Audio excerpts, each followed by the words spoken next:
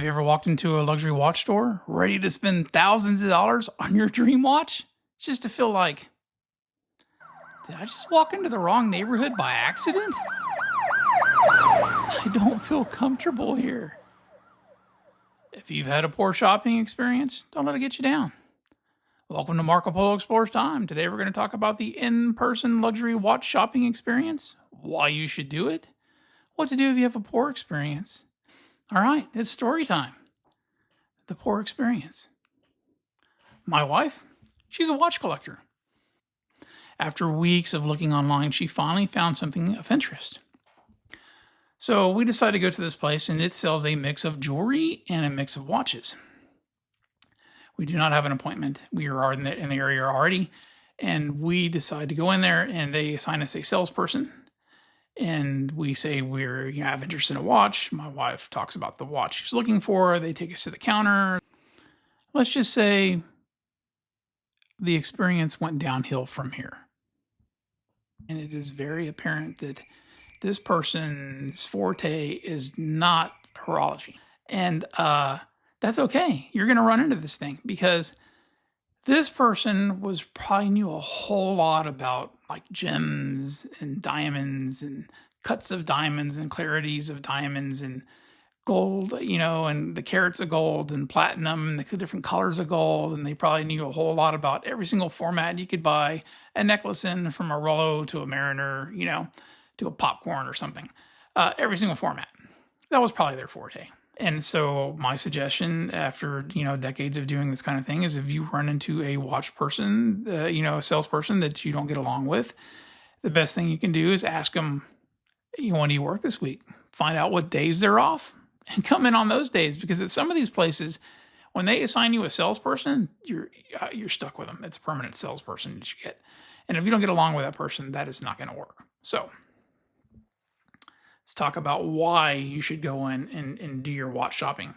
The first thing is if you meet a salesperson and you click very well, they are your golden ticket long-term, because if you want a specialty watch or something that's hard to get, limited edition release, something like this, they are the person that has to go to their management and say, this person I know is a watch collector. They are in love with our brand. They talk highly of the brand. They know lots about this brand.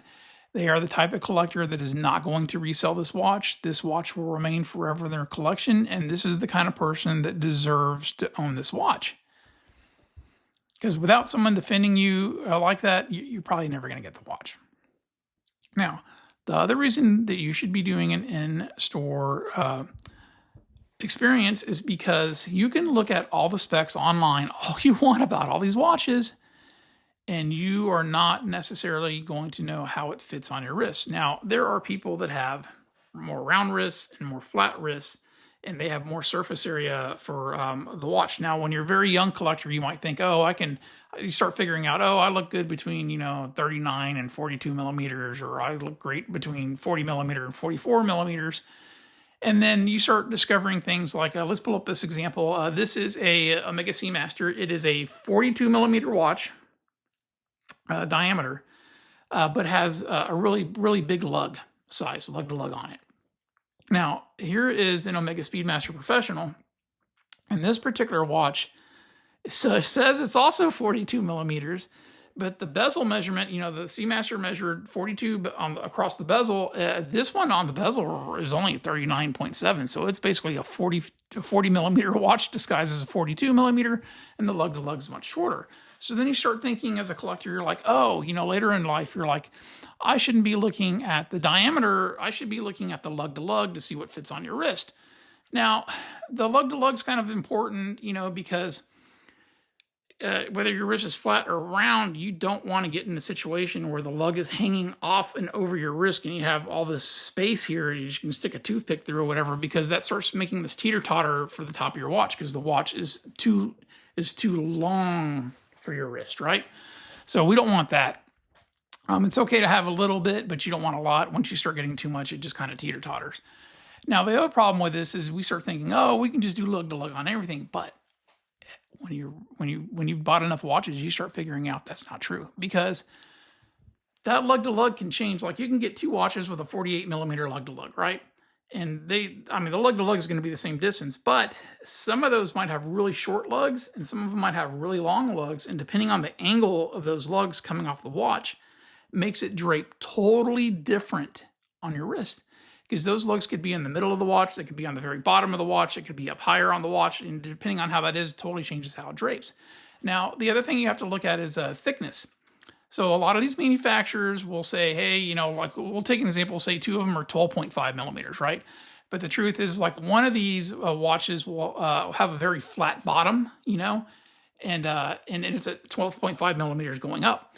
And then we might have another one that says, oh, it's 12.5 millimeters, but you know, 4 of those millimeters are actually on the underside, or 3 of those millimeters are on the underside.